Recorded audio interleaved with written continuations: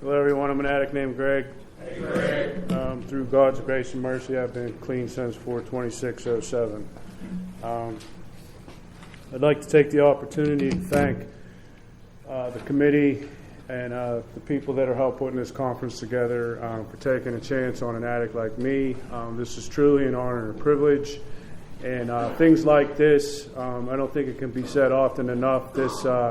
For me, this grounds me in what I'm supposed to be doing as a person and who I am as a person. I'm a member of Narcotics Anonymous because I say I'm a member, and I'm a member of Narcotics Anonymous because I've had sponsors throughout this fellowship who have taken the time to share with me about what recovery is, what it looks like, and the work that I had to do in order to recover from the disease of addiction. And I'm not fully recovered yet. Phil gave me a phone call. It was kind of back and forth. I was on my way going fishing, and I was going through an area which I lost service. And then when I got done later that day, I think I called you back the next day, and then Phil invited me out here to speak on In Heart and Spirit. And Phil, being as funny as he is, said that's tucked away somewhere in the third step in the step working guide. So I had to go to the step working guide to find it because I can get away from the topic, and I think that would be a disservice to the members of NA. So in there, it says that, as we've already discussed, many of us find ourselves unnerved by the thought of making a decision. We may feel intimidated or overwhelmed. We may fear the results or the implied commitment. We may think it's a once and for all action in fear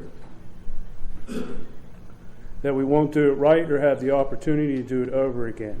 However, the decision to turn our will and our lives over to the care of God, of our understanding, is one we can make over and over again daily if we need to. In fact, we're likely to find that we must make this decision regularly or risk losing our recovery because of complacency. It is essential that we involve our hearts and spirits in this decision.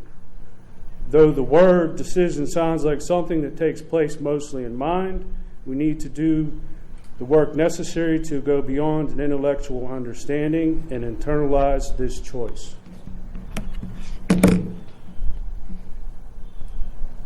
So, I'm going to share about my previous experience with the first two steps leading up to why I was capable of making this decision on the third relatively quickly.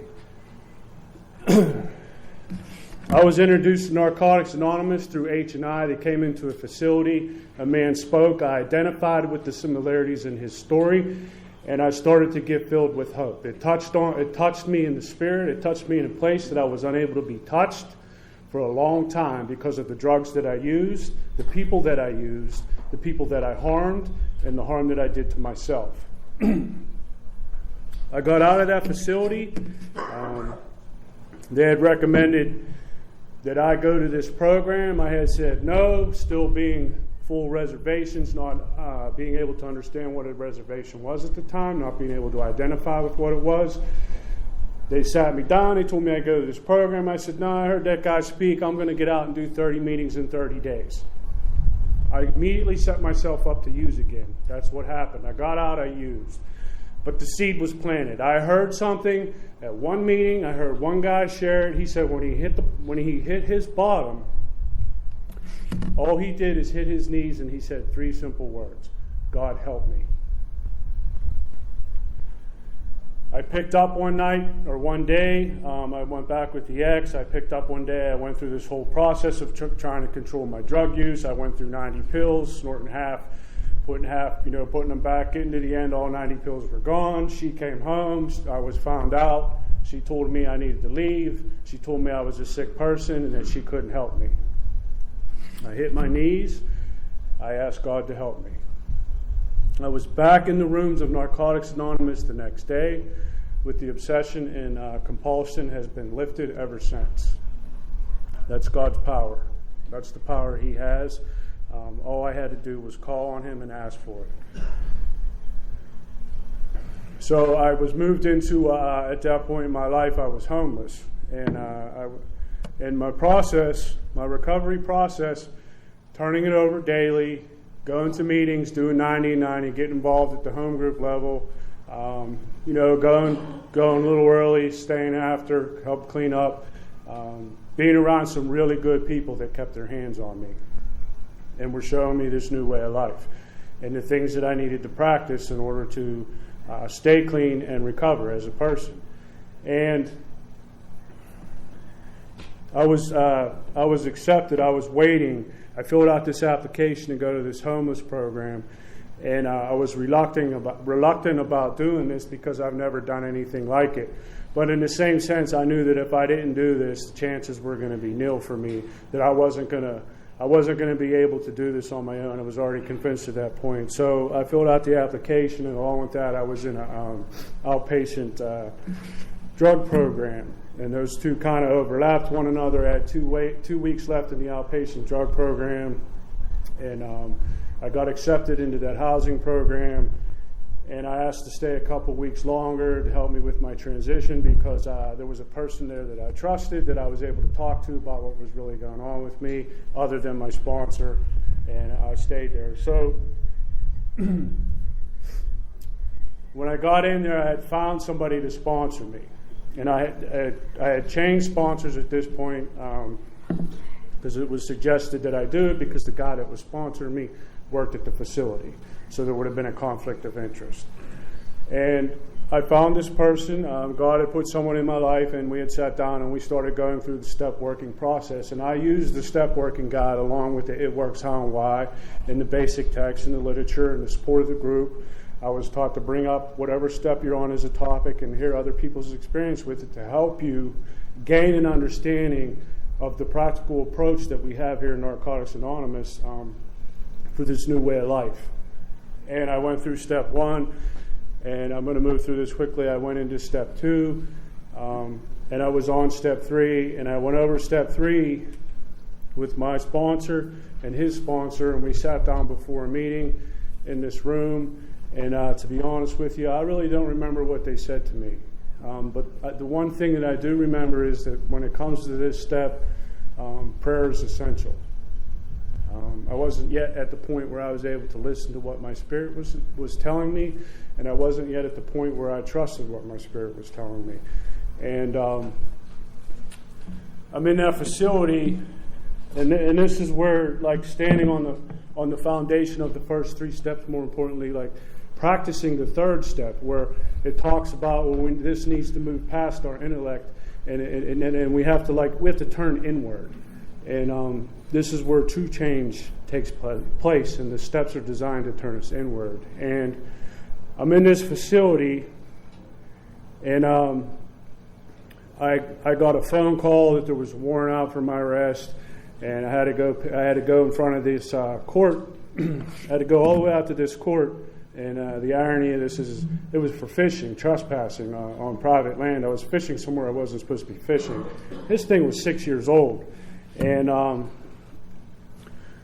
so I'm on my way to go pay for it. I'm on my way to go pay for it all at once because I wasn't good at monthly payments.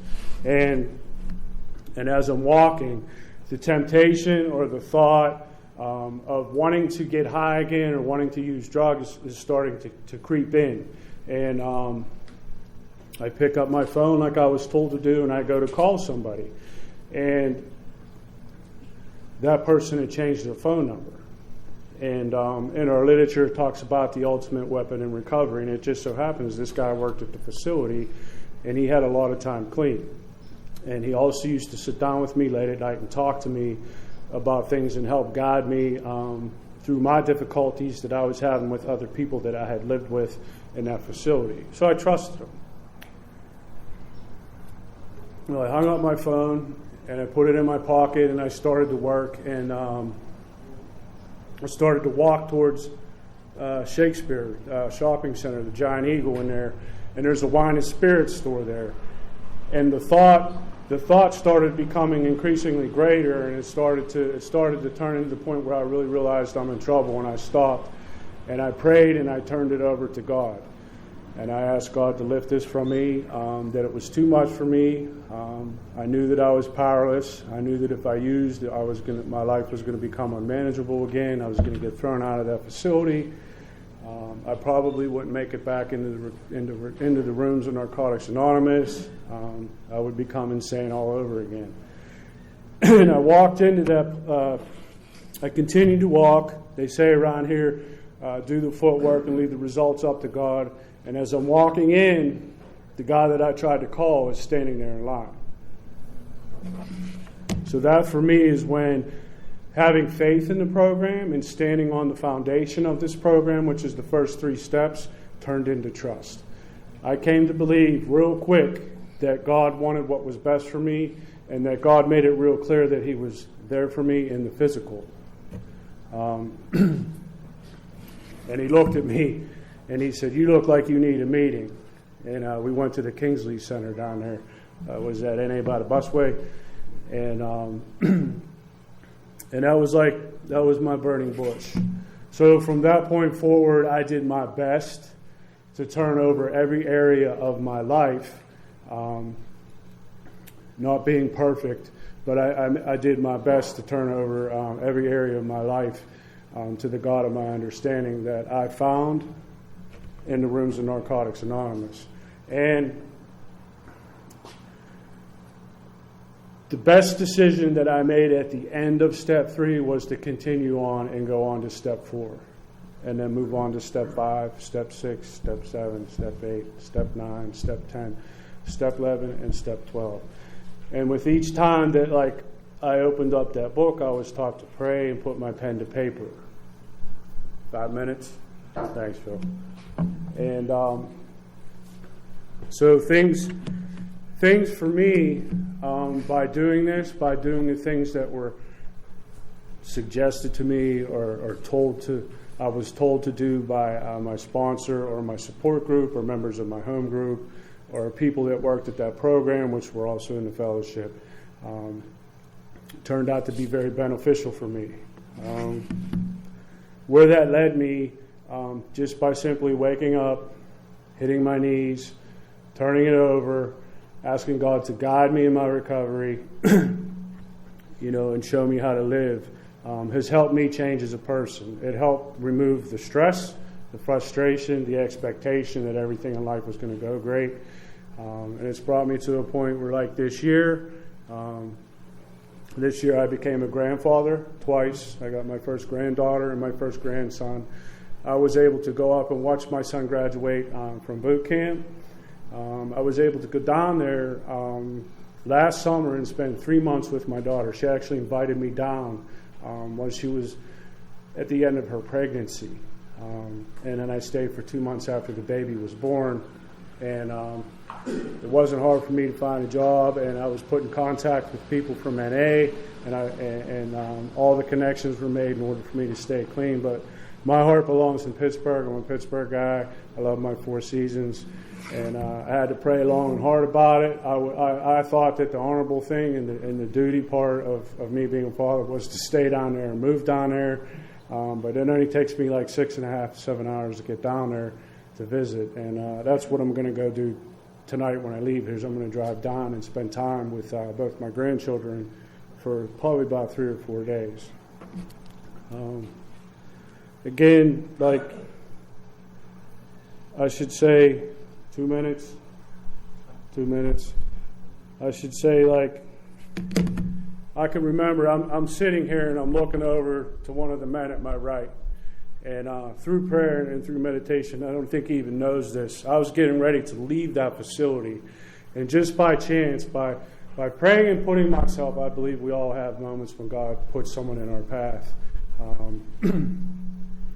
I was getting ready to leave this facility, and I'm a little fearful about where I'm going, what I'm going to do. A lot's going to change. I'm going to be myself. I only have myself to hold myself accountable.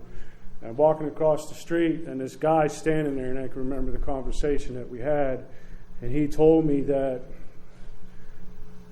when you leave there, something great's going to happen for you. You're really going to get the opportunity to know who you are as a person. And that gave me hope, and I don't think he knows that, but that gave me a lot of hope that I was looking forward to finding out who I really was, because I was still a little lost at that point in my journey. And with that, I'm going to close. I want to thank everybody for being here. Thank you, Phil.